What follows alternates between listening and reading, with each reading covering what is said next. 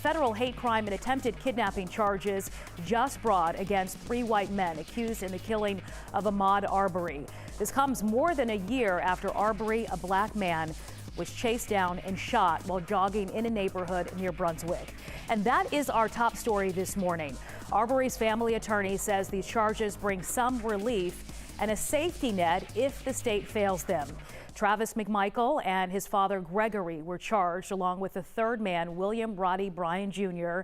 They are each facing 1 count of interference with civil rights and attempted kidnapping.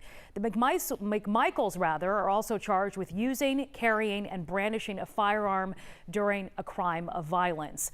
25-year-old Arbery was jogging through a Brunswick neighborhood last February when he was shot and killed.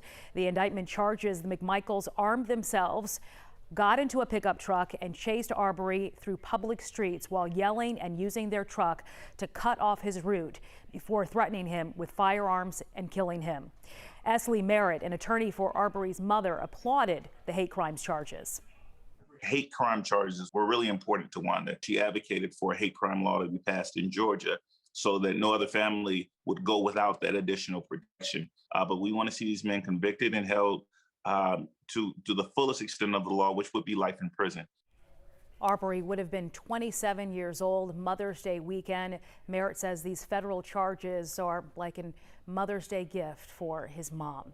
And we have more on the charges over on 11alive.com. We also included a timeline of the killing of Ahmaud Arbery, so you're up to date on all the biggest developments.